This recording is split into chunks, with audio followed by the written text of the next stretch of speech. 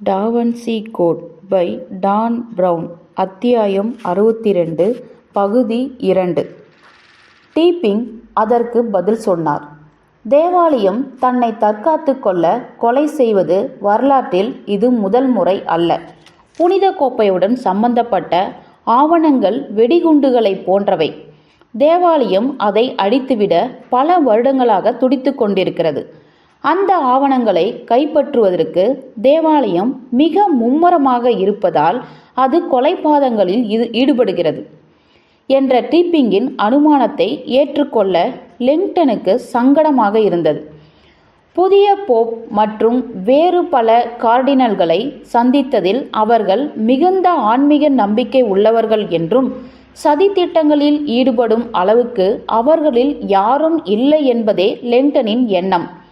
அதுவும் கூட தற்போதைய விவகாரங்களை விட்டுவிட்டு பார்த்தால்தான் சோஃபியாவுக்கு இது போன்ற எண்ணம்தான் இருப்பதை போல் இருந்தது.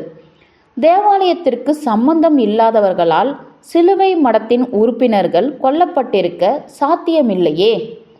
புனித கோப்பை என்றால் உண்மையில் என்னவென்று புரிந்து கொள்ள முடியாத யாரோ ஒருவர் அதை செய்திருக்கலாம் இல்லையா? எல்லாவற்றிற்கும் மேல் கிறிஸ்துவின் கோப்பை என்பது உணர்வை தூண்டக்கூடிய ஒரு விஷயம் அல்லவா? அப்படி பார்த்தால் புதையலை தேடுபவர்களுக்கு கொலை செய்வது என்பது நிச்சயம் ஒரு சாதாரண விஷயம்தான். என்னுடைய அனுபவத்தில் மனிதன்தான் விரும்புவதை அடைவதை காட்டிலும் தான் பயப்படும் விஷயத்தை தவிர்க்கவே பெரும் பிரயத்தனம் செய்வான். சிலுவை மடத்தின் தாக்குதலிலும் நான் இந்த விஷயத்தையே உணர்கிறேன் என்றார் லிங்டன். இந்த விவாதம் தனக்குத்தானே முரண்படுவதாக இருக்கிறது.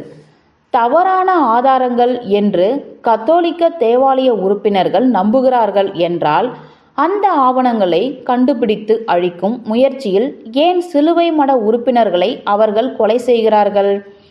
டீப்பிங் சிரித்து கொண்டார். ஹார்வர்ட் பல்கலைக்கழகத்தின் ஐவரி கோபுரங்கள் உன்னை மிகவும் மென்மையானவனாக மாற்றிவிட்டது ராபர்ட். ஆம், ரோமில் உள்ள தேவாலய உறுப்பினர்கள் மிக தீவிரமான மத நம்பிக்கை உள்ளவர்கள்தான். அதனாலேயே அவர்களுடைய நம்பிக்கைகள் எந்த ஒரு புயலாலும் சுலபத்தில் வீழ்த்திவிடும். அதில் அவர்கள் தங்களுக்கு மிகவும் அணுக்கமானது என்று நம்பும் ஆவணங்களும் அடங்கும். ஆனால் அவர்களை தவிர்த்து மீதமுள்ள உலகம் என்னவாகும்?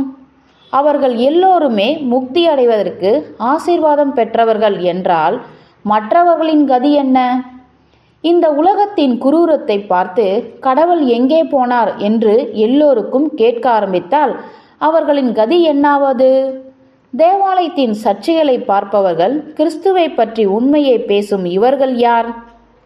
இப்பொழுது தங்களுடைய மதகுருகளாலேயே பாலியல் துன்புறுத்தலுக்கு உள்ளான குழந்தைகளை பற்றி விஷயத்தை மூடி மறைக்கும் இவர்கள் யார் என்று கேட்க ஆரம்பித்தால் டீப்பிங் சற்று இடைவேளி விட்டார். இன்று வரை சொல்லப்பட்டதிலேயே மகத்தான கதையும் பெரிதும் விற்பனையான மகத்தான கதையுமான தேவாலயம் சொல்லும் கிறிஸ்துவின் கதை தவறானது என்று ஆதாரத்துடன் நிரூபிக்கும் ஒப்புக்கொள்ளப்படியான அறிவியல் ஆதாரங்கள் வெளிவந்தால் இவர்களுக்கெல்லாம் என்ன நடக்கும் ராபர்ட்? லிங்டன் அதற்கு எந்த பதிலும் சொல்லவில்லை. அந்த ஆவணங்கள் வெளிவந்தால் என்ன ஆகும் என்று நான் சொல்கிறேன் என்றார் டீப்பிங். கேள்வி கேட்க முடியாத 2000 ஆண்டுகால வரலாற்று நம்பிக்கைக்கு ஏற்படும் குந்தகத்தை வாடிகன் எதிர்கொள்ள வேண்டியிருக்கும்.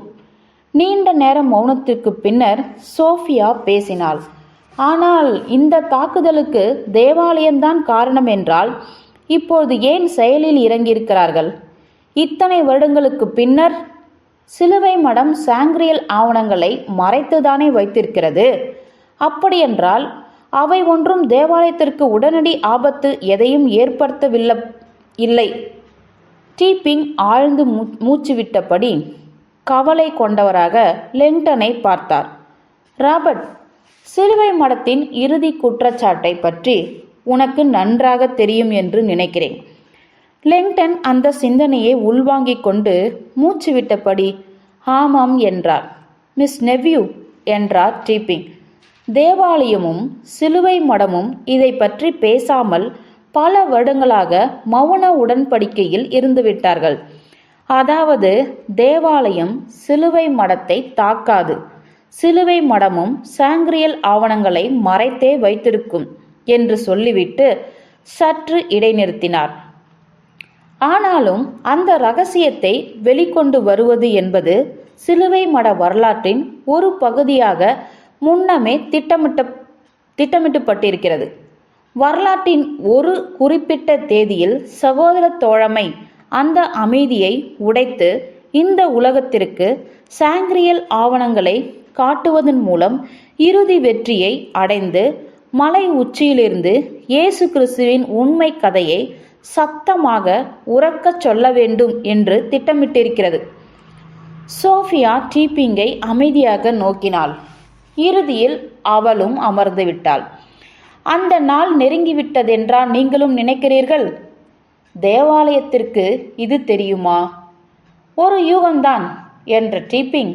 ஆனால் அந்த யூகம்தான் காலம் தாழ்ந்துவிடும் முன்னரே ஆவணங்களை கண்டுபிடிக்க எல்லா விதத்திலும் தாக்குதலை தொடங்குவதற்கு தேவாலயத்தை தூண்டியிருக்கிறது என்று நிச்சயமாக சொல்லலாம்.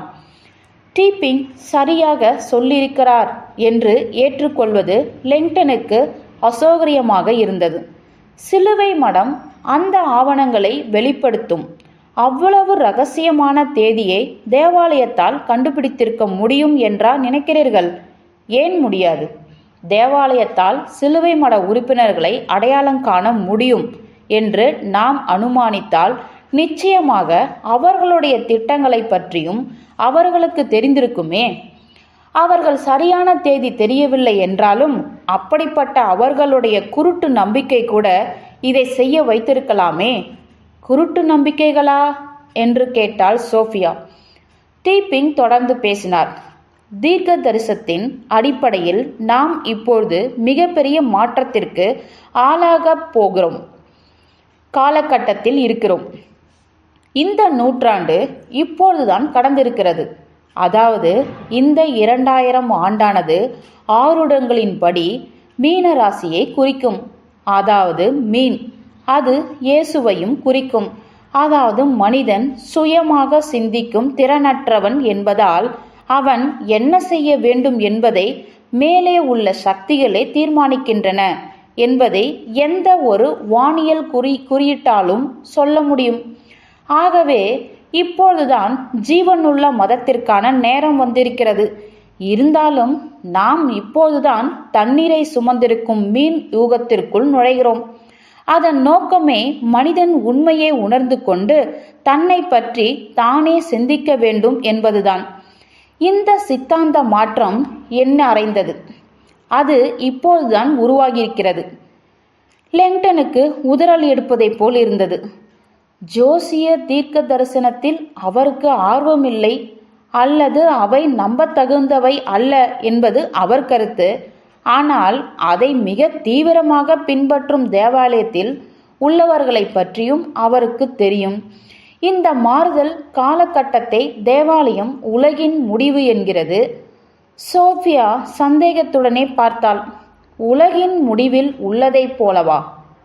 ஊழிக்கலாகமா? இல்லை என்றார் லெங்டன். பொதுவாக இது தவறான புரிதலாகத்தான் இருந்திருக்கிறது. உலகின் முடிவை பற்றி நிறைய மதங்கள் பேசியிருக்கின்றன. அது உலகின் முடிவை குறிப்பது அல்லது நம்முடைய தற்போதைய காலகட்டத்தை முடித்து வைப்பது பற்றியது. கிறிஸ்து பிறந்தபோது தொடங்கிய மீன் யூகம் 2000 ஆண்டுகளுக்கு நீடித்துவிட்டது. இந்த நூற்றாண்டு கடந்தவுடன் அதுவும் கடந்துவிட்டது. இப்போது நாம் மீன் யுகத்திற்குள் நுழைந்துவிட்டோம். அதுதான் உலகின் முடிவு. மேற்கொண்டு பேசினார் டீப்பிங்.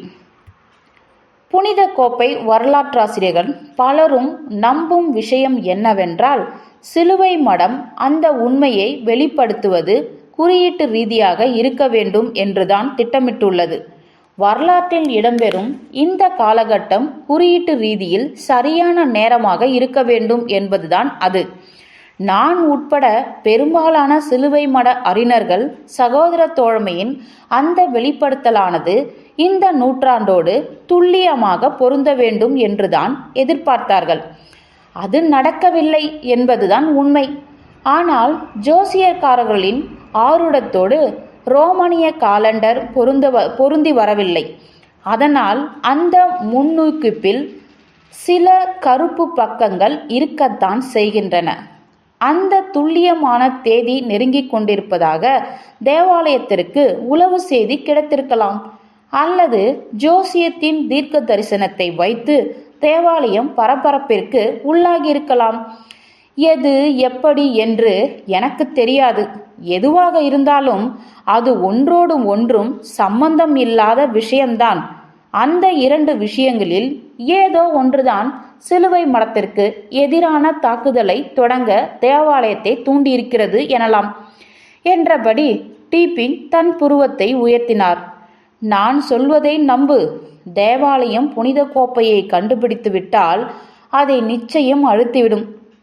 அந்த ஆவணங்களையும் அதை தொடர்ந்து வரும் கதைகளையும் கடவுளால் ஆசீர்வதிக்கப்பட்ட மேரி மேக்தலினியும் அழித்துவிடும். அவருடைய கண்கள் மேலும் உயர்ந்தன. சாங்கிரியல் ஆவணங்கள் அழிக்கப்பட்டு விட்டால் எல்லா ஆதாரங்களும் அழிந்து போகும். வரலாற்றை மறுமுறை எழுதுவதற்கு பல காலமாக போராடிய தேவாலயம் அதில் வெற்றி பெறும். கடந்த காலம் நிரந்தரமாக அழிக்கப்பட்டுவிடும். தன்னுடைய ஸ்வெட்டர் பையிலிருந்து சிலுவை வடிவ சாவியை மெதுவாக வெளியே எடுத்த சோஃபியா அதை டீப்பிங்கிடம் கொடுத்தாள். அந்த சாவியை வாங்கிய டீப்பிங் அதை ஆராய்ந்து பார்த்தார். கடவுளே, இது சிலுவை மட முத்திரை. இதை எங்கிருந்து பெற்றீர்கள்? இறப்பதற்கு முன் என்னுடைய தாத்தா இதை என்னிடம் தந்தார். சிலுவை வடிவத்தின் மீது டீப்பிங் தன்னுடைய விரல்களை படரவிட்டாள். தேவாலயத்திற்கான சாவி.